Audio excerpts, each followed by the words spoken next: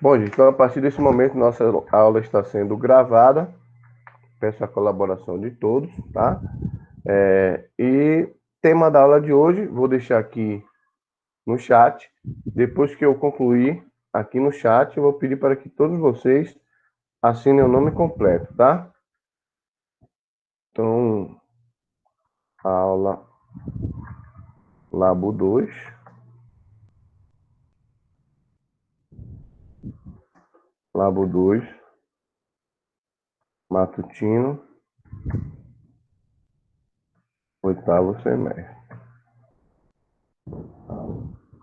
Semestre, turma 8M. Tema da aula, embargos de declaração, dia 18/8/2020. Matheus Vida. Matheus Vida. Pronto, gente. Por favor, coloquem seu nome completo. O pessoal já estava com o nome preenchido já, só esperou para dar enter, rapaz. O pessoal não é mole não, viu? Miquel, Luísa, Eber, vamos lá. Bom, aula de hoje, gente, como eu disse logo na introdução, de suma importância para o operador do direito, tá? Embargo de declaração. Por que esse tema é tão importante, Matheus? E a gente começa logo com o primeiro recurso do Laboratório 2, com esse recurso de embargo. Porque é um tema que vocês vão ver cotidianamente, tá? Então aprendam embargo de declaração, que vai lhe ser útil para toda a vida. Podem escrever o que eu estou dizendo, mas vai lhe ser útil para toda a vida, tá? Vou compartilhar a tela com vocês. Peço para que sinalizem se ficou visível ou não, certo? Aqui compartilhar plano de aula, o mesmo plano de aula que eu usei para a aula de ontem, tá? Então, portanto, aqui a data está no dia 17, porque foi a mesma aula que eu lecionei ontem, tá certo, gente? Para não falar, professor, mas hoje é dia 18, tá dia 17, porque eu fiz o plano de aula ontem, certo? Vamos lá. Dá para vocês enxergarem aí, gente? Dá, professor. Dá? Então, deixa eu só diminuir aqui a tela. Bom, gente, vamos lá. Embargo e declaração. Primeira observação que eu trago para vocês é que há uma diferença, gente, embargo de declaração no novo CPC para o CPC anterior, tá? Então, Código de Processo Civil 2015 trouxe a possibilidade de embargos de declaração, também chamado de embargos declaratórios, também chamado de embargos aclaratórios, tá? Que é aquele embargo que visa clarear aquela decisão. No Código Civil de Processo Civil anterior, os embargos eles eram utilizados tão somente para decisões terminativas, tá, gente? Então, a gente utilizava embargo de declaração em sentença, em decisões de mérito, e o novo CPC trouxe expressamente a possibilidade de apresentarmos embargos de declaração em qualquer decisão jurisdicional, tá? Então, vale dizer, aquela decisão no curso do processo, aquela decisão interlocutória, aquela decisão, por exemplo, liminar, tá? Caberá também um embargo de declaração, um embargo aclaratório, um embargo de declaração, tá certo? Então, possivelmente, a gente utilizar dessa espécie de recurso para, inclusive, no curso da ação, antes de terminar o processo, a gente esclarecer alguma decisão daquele juiz, daquele magistrado, tá? Bom, gente, dito isto, quando será cabível, portanto, esse embargo, Mateus? Quando que a gente vai utilizar o embargo de declaração? Bom, gente, temos 4 hipóteses para utilização do embargo de declaração, tá? Quais são as hipóteses, Mateus? Bom, embargo de declaração, ele sempre será cabível quando aquela decisão do magistrado for obscura, for contraditória, for omissa ou for ceifada de algum erro material, tá, gente? Então, omissão, obscuridade, contradição, erro material. Nessas hipóteses, a gente poderá aí apresentar os embargos de declaração, embargos declaratórios, ou vocês podem ouvir também ou ler em alguma petição, embargos aclaratórios, tá certo? Bom, Mateus, o que vem a ser uma decisão omissa? Gente, decisão omissa, eu vou destrinchar cada uma das hipóteses, tá? Para que fique claro para todos vocês quando a gente vai possibilitar aí a utilização dos embargos. Bom, decisão omissa, gente, é aquela decisão trazida pelo magistrado que não efetivamente decide sobre aquele ponto específico do seu pedido, tá? Do pedido do autor ou do pedido do réu. Então, suponhamos que exista um processo, por exemplo, de dano moral e dano material, o pedido expresso determinado, dano moral e dano material, e o magistrado nada fala acerca do dano moral, tá? Só decide em relação ao dano material. Ah, professor, me traz exemplo para que fique bem claro, tá? Nesse processo. Gente, digamos que meus alunos aqui, Pedro, Inácio e Eber, tá? Suponhamos que Eber tem um veículo e Pedro colidiu no veículo de Eber, tá? Eber tenta aí amigavelmente solucionar o problema, não consegue. Contrata o advogado e esse advogado entra com ação de danos materiais e morais em face de Pedro. Ora, esse credor, tá? Esse credor, Eber, ele alega que o seu patrimônio teve um dano e também teve um dano moral por conta daquela colisão de estar envolvido naquele contexto. E aí ele entra com ação contra Pedro, tá? Bom, Pedro apresenta lá a sua contestação, participa de todo o trâmite processual e na sentença, gente, o magistrado junte a sua sentença, tá?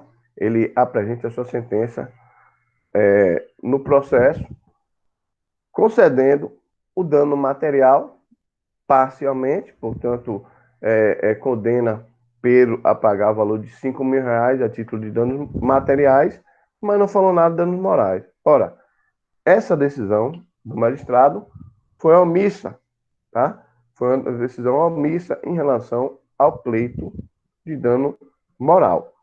Obviamente, se foi omissa, caberá embargos de declaração. Então, primeira hipótese, omissão, tá? Quando o juiz não traz decisão acerca daquela controvérsia discutida nos autos. Bom, outra hipótese é quando acontece uma contradição no julgado, tá? Então, suponhamos que nesse exemplo que eu trouxe, o juiz venha na sentença, desde o princípio daquela decisão, tendendo a julgar aquele processo procedente parcialmente em favor de Eber, tá?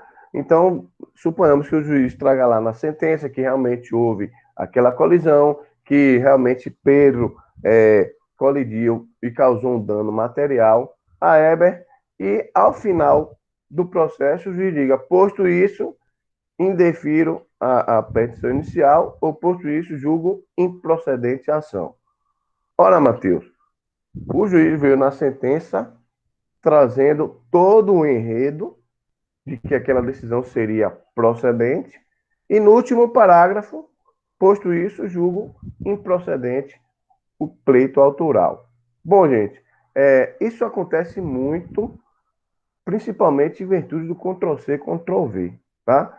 O magistrado tem muitos processos a julgar e muitas vezes ele utiliza de um processo muito parecido, que teve um julgamento recente, e ele pega aquela mesma decisão e utiliza, tá? Utiliza aquela mesma fundamentação jurídica, utiliza aquele mesmo dispositivo legal que ele utilizou na sentença anterior, e aí pode efetivamente, ao final, gente, esquecer de alterar de procedente para improcedente. Então, suponhamos que o juiz iria decidir aquele processo, dando procedência à ação, mas no finalzinho lá, gente, esqueceu de mudar. Então, aí fica uma decisão completamente contraditória. Passível, portanto, gente, de embargos aclaratórios, tá certo? Que é o mesmo que embargo de declaração.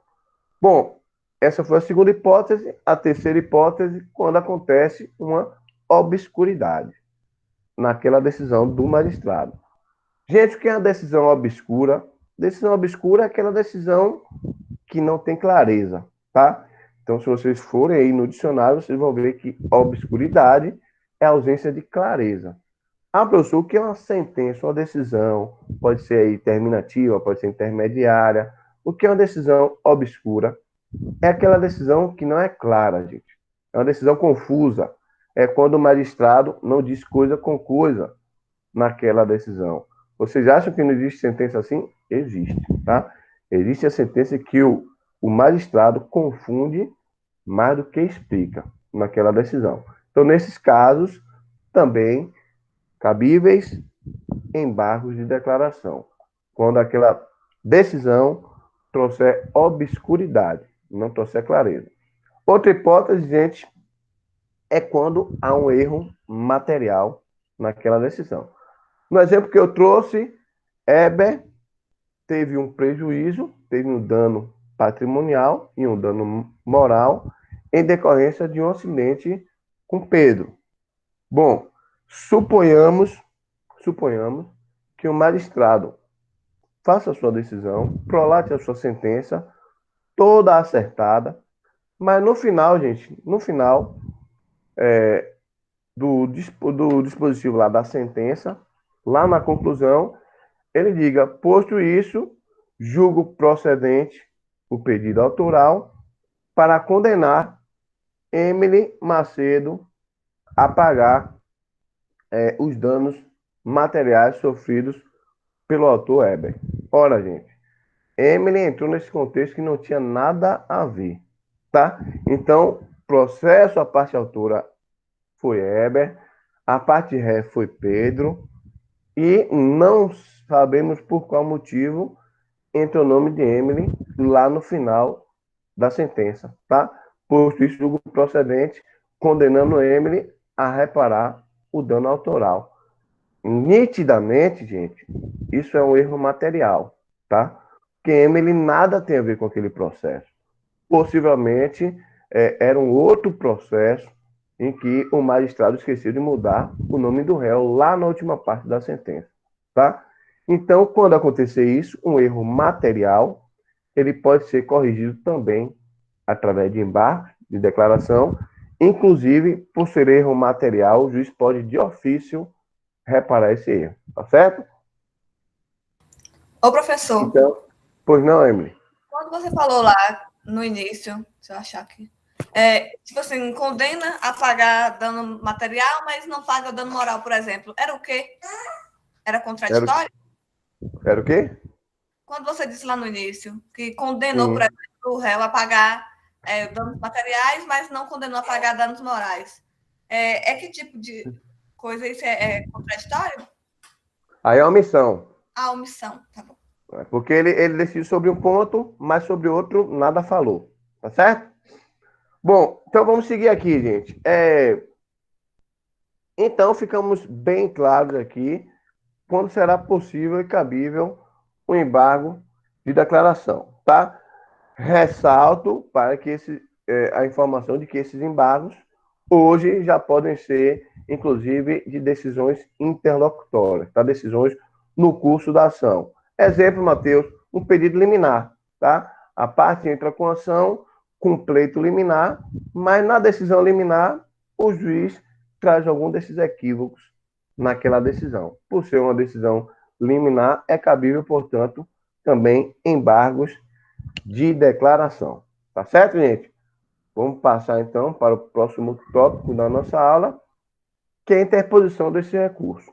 Gente, necessariamente, o embargo de declaração precisa ser escrito, tá? Ele não pode ser verbal. Então, o embargo de declaração, obrigatoriamente, é uma peça formal, tá? E deve ser aí na modalidade escrita. Chamo a atenção de vocês para que nos embargos de declaração não há a exigência de pagamento de preparo, tá? Ou seja, não há preparo, não há a exigência de pagamento de custas em relação ao recurso específico. Existe uma tabela de custas e emolumentos do TJBA, todo ano essa tabela, inclusive, é atualizada, tá, gente?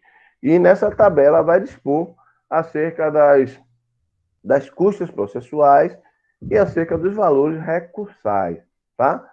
Vocês não vão ver nessa tabela valor recursal a título de embargos de declaração. Por quê, gente? Porque se pressupõe que embargo de declaração foi algum erro do magistrado, não é admissível que a parte tenha que pagar para corrigir esse erro. Tá certo? Então, se houve, por exemplo, lá um erro material, o juiz confundiu, no exemplo que eu trouxe aqui, o nome do réu com o nome de outro réu de outro processo. Eu, parte, precisarei pagar para que haja essa correção, gente? Não me parece sensato, tá? Então, não me parece coerente. Então, por isso que o CPC aí, no artigo 1023, traz a, a não obrigatoriedade de pagamento de custas e preparo para os embargos, tá bom? E o prazo, Matheus, do embargo de declaração? Gente, o prazo do embargo é um dos menores prazos para de nossos recursos, tá? Processuais. Então, 5 dias apenas, 5 dias, ressaltando aí que são dias úteis, não são corridos, tá? Então, prazo do embargo, 5 dias, muito cuidado com isso, até porque muita gente confunde lá com prazo de recurso, de outro tipo de recurso, como por exemplo apelação, que são 15 dias. Então, muito cuidado, prazo dos embargos, 5 dias. Detalhe interessante, gente, detalhe interessante. Foquem aqui comigo. Embargo de declaração, uma vez interposto, ele suspende, gente, suspende o prazo para outros eventuais recursos. Matheus, me dá um exemplo para que fique bem claro na minha cabeça. Gente, o exemplo que eu trouxe aqui de Eber e de Pedro, o juiz julgou parcialmente procedente o pleito de dano material e nada falou sobre o dano moral. O exemplo que eu trouxe a vocês, Eber pediu no processo 10 mil reais a título de dano material e 10 mil reais de dano moral. O juiz deu 5 mil reais a título de dano material e nada falou, não é que foi improcedente o dano moral. Foquem comigo. Nada falou acerca do dano moral. Gente, obviamente, eu, enquanto advogado de Eber, vou ter interesse recursal, tá? Vou ter interesse de apresentar recurso. Suponhamos que Eber me apresentou nos autos todas as comprovações que houve o dano material de 10 mil. Portanto, ele juntou orçamento do veículo, ele juntou o dinheiro que ele pagou para o reparo, juntou nota fiscal da peça, juntou nota fiscal da oficina, tá? Então, Heber me comprovou, por A mais B, até porque foi isso que eu pedi na ação, que o dano material dele foi 10 mil reais, tá? Então, aqui, Matheus, tá todo o meu dano material, tá? Tive que pagar aí de oficina, mão de obra e peças, o valor de 10 mil reais, tudo comprovado através de notas fiscais. Bom, gente, se o juiz condenou em 5 mil reais, vocês há de convir comigo que eu tenho interesse em recorrer, tá? Em relação a esses 5 mil reais faltantes. O juiz concedeu 5, mas eu preciso de 10, porque eu comprovo documentalmente que o dano foi de 10 mil, tá? Então, existe o interesse recursal para majorar esse dano material, tá certo? Tá ficando bem claro, gente? Pronto. Então, suponhamos que o juiz nada falou do dano material. Gente, ainda não há interesse recursal para, por exemplo, uma apelação em relação ao dano moral. Por quê, gente? Porque isso não foi decidido, tá? Isso não foi decidido ainda pelo magistrado. Então, o que é que eu preciso fazer, gente? Clarear essa sentença, tá? Então, tentar entender por que que o juiz nada mencionou acerca do dano moral. Bom, para tanto, antes de apelar, tá?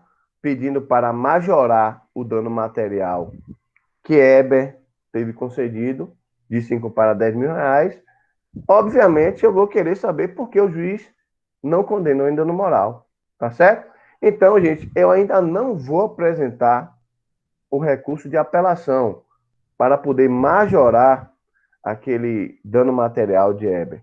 Como eu não vou ainda apelar, sabiamente, o CPC interrompe esse prazo meu de apelação. Porque ainda vou discutir aqui através de embargos por que não houve a decisão em relação ao dano moral. Então, sabiamente, o CPC interrompe, não suspende, interrompe o meu prazo para apelar, para que eu discuta aqui o embargo de declaração. Por que essa decisão foi omissa em relação a esse ponto, tá? Bom, dito isto, eu preciso dizer a vocês, o prazo para apelar, ele zera, ele volta do zero depois daquela decisão do embargo de declaração, tá? Mateus, exemplifique mais ainda para clarear. Suponhamos que no último dia do prazo, gente, do embargo para embargar, eu embargue, tá? Então, 5 dias passaram, desde o momento que eu tomei conhecimento da decisão, tá? 5 dias passaram, eu teria 15 para apresentar a apelação. Mas eu digo, não vou apelar, não vou apelar agora, porque o juiz concedeu aí para Heber 5 mil de dano material, mas não falou nada de dano moral. Então, obviamente, aí houve uma omissão. Bom, gente, nesse caso, no 5º dia eu apresentei o embargo. Restariam, então, o prazo de 10 dias para eu apelar, não é isso? Prazo de apelação, 15 dias. No momento que eu apresento, gente, interpõe o embargo, declaração, interrompe o meu prazo para apelar. Isso quer dizer que depois que o juiz decidir o embargo e declaração, quando for publicada essa decisão, quando eu sou intimado dessa decisão dos embargos, aí sim, gente, começa de novo, do zero, a contar o meu prazo para apelar, tá? Então o juiz vai lá dizer, realmente me equivoquei, não decidi nada em relação ao dano moral. Julgo improcedente o dano moral. Pronto. Que dê improcedente, mas que julgue, tá? Decida. Porque caso seja improcedente, eu posso reformar no tribunal. Então, gente, o magistrado vai precisar aí, efetivamente, falar acerca daquilo que ficou omisso, tá? Enquanto eu faço isso, peço essa clareza nessa decisão. Meu prazo para eventuais recursos, para outros recursos, ele fica suspenso, ou interrompido, tá? Interrompe-se o prazo e começa a contar do zero, depois que a gente sabe aí qual foi a decisão. Tá certo? Bom, isso que tinha de importante para eu trazer para você em relação ao prazo, tá? Agora, quais são os efeitos dos embargos de declaração? Gente, geralmente, nos recursos, temos a possibilidade de dois efeitos, tá? Efeito suspensivo e efeito devolutivo, tá, gente? Aqui, no embargo de declaração, tem uma peculiaridade. Ele não terá o efeito devolutivo. Gente, o que é o efeito devolutivo? Alguém aí me diz o que é efeito devolutivo? Devolver para o Tribunal Superior. Isso mesmo. Quem foi que falou? Equipe Carol, Curso Online. é porque, é porque eu esqueci de mudar a conta, professor. Pronto, Carol. Então é devolver para o tribunal. Você está certíssima. Você sabe de onde vem esse termo, Carol? Efeito devolutivo. Você sabe de onde vem esse termo? Só uma curiosidade aqui, extra aula. Não sei, gostaria de saber. Carol, na época do reinado, olha que interessante. O rei era quem julgava, né? Ele que concentrava lá as funções de julgar, de administrar, de governar. Então, o rei era quem julgava os processos. Quando era um processo que o rei não queria julgar, o que ele fazia? Ele delegava a função para que alguém do reinado o fizesse, tá? Então, o rei entregava aquele processo para alguém decidir a seu pedido. Então, ele terceirizava essa função aí eventualmente. Quando o rei assim o fazia, ele dava para alguém julgar aquela decisão, alguém julgava, alguém sentenciava, e caso o rei não ficasse satisfeito, o que ele fazia? Não gostei da sua decisão, me devolva que eu vou julgar, eu mesmo vou julgar. Olha que interessante, aí surge o termo efeito devolutivo. É quando devolve-se para o próprio rei decidir aquele processo. Ele não contente com aquela sentença que foi aplicada, ele mesmo pede para que seja devolvido o processo para ele prologar uma nova decisão. Daí vem o termo efeito devolutivo. Vocês conheciam isso? Interessante, né? Dá para problematizar esse termo, hein? Não é? Então, o efeito devolutivo, gente, ele surge aí, na época do reinado, quando o juiz pedia para devolver o processo para ele mesmo julgar, tá? Bom, embargo de declaração não tem esse efeito devolutivo. Por quê, gente? O próprio magistrado que prolatou a decisão é quem deverá corrigi-la, tá? Se ele que foi omisso, se ele que foi contraditório, se ele que foi obscuro, ninguém está entendendo nada daquela decisão, ninguém melhor do que ele para corrigir, tá? Então, não gozará de efeito devolutivo, embargo e declaração.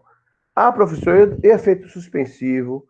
Efeito suspensivo, vocês sabem que é aquele efeito que suspende a eficácia daquela decisão, tá? Então, de imediato, aquela decisão não será cumprida porque houve ali um recurso.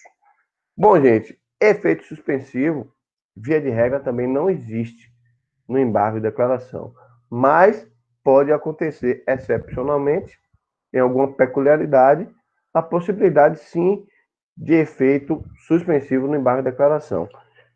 Querem que eu traga um exemplo nítido e cristalino de uma possibilidade de efeito suspensivo no embargo de declaração? Gente, suponhamos que eu entre com ação de obrigação de fazer para que um determinado hospital faça uma transfusão de sangue para um cliente meu, para um paciente. Olha que interessante. Vocês vão visualizar nitidamente aí a possibilidade de efeito suspensivo.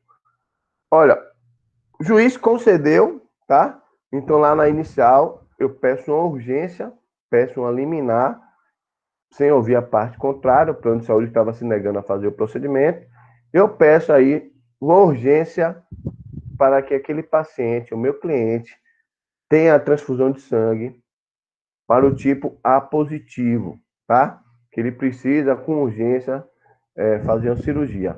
Gente, suponhamos que o juiz, na sua sentença, conceda a liminar, tá? E aí, na sua decisão, ele diga: deve, portanto, o hospital tal realizar a transfusão de sangue A negativo para o paciente parte autora. Olha que interessante. Na inicial, eu trago todo o enredo através de comprovante, laudo médico, exame, inclusive de sangue, que o meu paciente é A positivo. Na decisão do magistrado, gente, por algum equívoco, erro de digitação, seja o que for, o magistrado determina que faça lá a transfusão para o sangue A negativo. Gente, vocês já de convir comigo que eu apresentando o recurso, apontando esse erro material, em base da declaração, ele possa ter um efeito suspensivo, gente? Vocês vislumbram essa possibilidade? Eu dizer, excelência, houve um erro na sua decisão, tá? Não pode ser realizada transfusão da forma que Vossa Excelência determinou. Peço o efeito suspensivo até que se corrija esse equívoco. Conseguiram vislumbrar possibilidade de um efeito suspensivo no embargo? Pronto. Então, via de regra, não terá o efeito suspensivo também. Mas, excepcionalmente, como eu trouxe nesse exemplo aqui, gente, poderá existir. Tá certo? Bom, procedimento do embargo de declaração. Aqui já estamos caminhando para o final da explanação, tá, gente? Procedimento do embargo de declaração, gente, a lei determina, né, o CPC determina que o embargo de declaração seja julgado em 5 dias. Uma vez apresentado, ele será julgado em 5 dias. É o que acontece na prática, gente? Infelizmente, não, tá? Os embargos de declaração aí, eles demoram muito para serem julgados, infelizmente, mas o que a gente tem de concreto é que o CPC traz que esse embargo deve ser julgado em 5 dias. Caso seja uma decisão de um tribunal, tá? Por exemplo, um acórdão, uma decisão monocrática do desembargador, aí ele terá o prazo para julgar esse recurso até a próxima sessão. Então, ele deverá apresentar aquele julgamento daquele embargo na próxima sessão do tribunal, tá? Trago a observação para vocês que embargo de declaração não há possibilidade de sustentação oral. Então, eu vejo muitos colegas advogados passando essa vergonha, tá? Então, por exemplo, interpõe embargo de declaração, olha no sistema que o embargo vai ser julgado no tribunal, tal dia, e o advogado vai, gente, preparado para sustentar, mas ele chegando lá não vai poder sustentar, porque não cabe sustentação oral em embargo de declaração, tá? Então, aí, eu já vi muitos colegas passando essa vergonha. Chega lá, perde a manhã toda, quando chama o processo dele na pauta, ele ocupa a tribuna, né, veste aquela toga, na verdade não é nem toga, né? Toga é o que o magistrado usa, então veste aí o seu traje para fazer a sustentação, a sua beca, e, na verdade, o magistrado, o desembargador fala: doutor, aqui é embargo de declaração, o senhor não pode ocupar a tribuna. Ah, não, mas eu posso sim, é minha prerrogativa como advogado, ocupar a tribuna e tal. Então, já vi várias discussões dessas, sem sentido para o advogado, até porque o próprio regimento interno do tribunal também determina que não deve haver sustentação oral no julgamento lá do embargo, tá? Por quê, gente? Porque o próprio magistrado vai corrigir, sem precisar o advogado sustentar. Ele já fez isso lá de uma forma escrita. Daí eu falei para vocês que a modalidade do embargo de declaração é de forma escrita, tá certo? Bom, então o procedimento é esse, 5 dias para ser julgado no procedimento lá do juiz de piso, tá? E em caso de tribunal, próxima sessão de julgamento, tá, gente? Bom, com isso eu termino a nossa explanação e aqui vem o modelo, tá? Da peça de embargo de declaração, que eu trago 2 modelos. Inclusive, vou enviar para vocês, tá? Não vou passar aqui porque não vai dar para vocês analisarem com precisão. Mas vou enviar aqui no grupo, tá?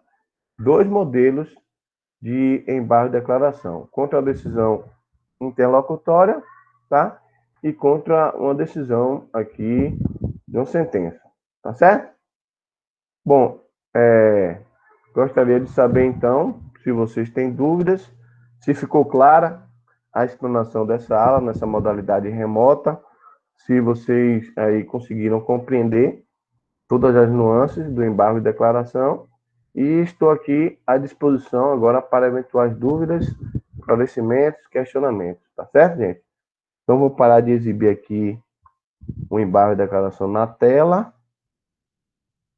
pedindo, portanto, para que vocês conversem comigo agora. Ok, gente? Deixa eu ver se falaram alguma coisa no chat aqui. Toda aula a Carol tem uma identidade diferente. Ah, meu Deus, quem foi que falou isso aqui? Deixa eu ver. Luana, só podia ser Luana. Ficou sim, professor, Bruna.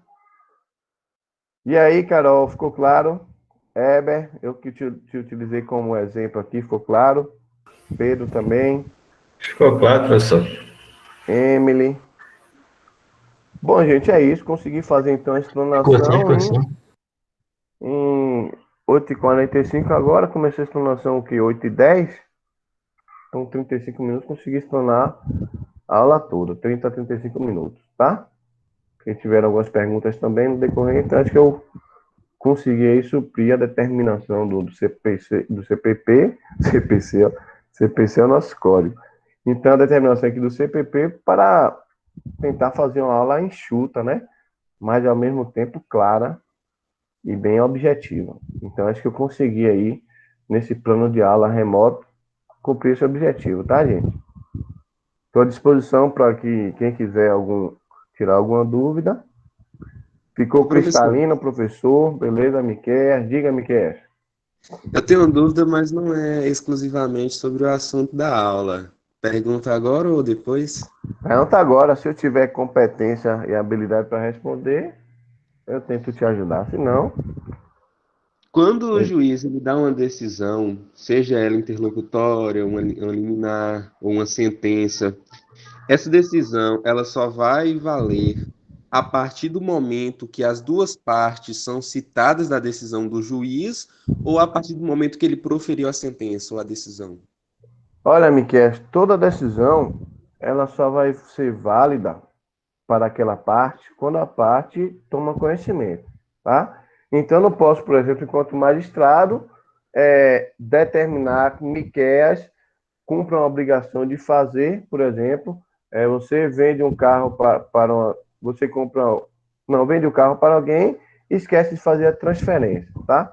Sim. Eu, como magistrado, ao determinar que você faça essa transferência, eu posso fazer isso através de sentença, tá? Então, eu posso ser provocado aí por alguém, tá? E pedir uma obrigação de fazer para que você cumpra lá a transferência do veículo, por exemplo.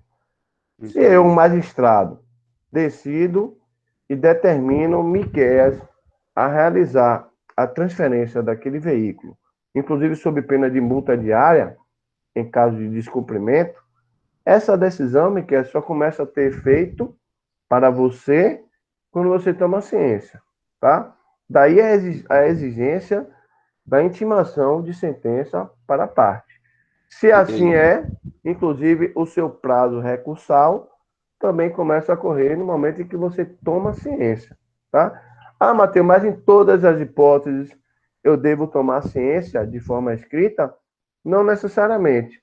Vocês já estudaram lá no processo civil que existem outras modalidades de citação e intimação, inclusive a intimação e citação ficta, que é, por exemplo, aquela citação por edital, tá? Então, quando você, por exemplo, não tem aí aquela prática de o oficial de justiça ir até a sua casa e você assinar que está tomando ciência daquela decisão, não quer dizer que não exista outra possibilidade de você se dar por intimado, tá? Então, existe também a possibilidade de outras modalidades de intimação, que não aquela física, aquela feita lá pessoalmente também pelo oficial, mas esse efeito dessa decisão, seja qual for a modalidade da intimação, ele deve correr a partir do momento que você toma ciência. Então, você pode tomar ciência também através de uma citação por edital, tá? Através de uma publicação para o seu advogado, tá? Que, afinal de contas, quando você assina uma procuração, você dá poderes para o seu advogado se dar por intimado e citado nas suas decisões. Então, se você é representado por um advogado, muita gente, Miquel, tem essa dúvida. Aí fala assim, não fiquei sabendo dessa sentença. Eu não tomei conhecimento da sentença. Às vezes, por falta de comunicação com o seu próprio patrono, tá? Então, por exemplo, você é processado, constitui um advogado, seu advogado te defende, você assina uma procuração para ele, e aí sai uma sentença nesse processo, obviamente, Miquel, essa sentença pode não chegar até você, tá? Mas vai chegar a quem de direito. E vai ter validade porque você está sendo representado, certo? Então, vai sim ter efeito contra você, caso você seja citado ou intimado, pessoalmente ou através de algum representante legal. Nesse exemplo que eu trouxe, o seu patrono. Perfeito, professor. Beleza? Obrigado. E Beleza. nada mais, alguma dúvida, gente? Estou aqui à disposição de vocês. Se não tiver dúvida, eu vou interromper a gravação para que não fique muito longa a gravação. E se algum colega não viu, conseguir ver, tá? No momento não. Então, eu vou fazer o seguinte, vou interromper a gravação, gente, para que os colegas que não tiveram presente consigam assistir depois. Mas quem quiser ainda tirar dúvidas, estamos no horário da nossa aula ainda, tá? Nossa aula termina 9h10, mas aí a gente vê se libera mais cedo ou se vocês mandam alguma dúvida. Deixa eu encerrar a gravação que eu vou perguntar a vocês aqui outras coisas, inclusive interromper a gravação.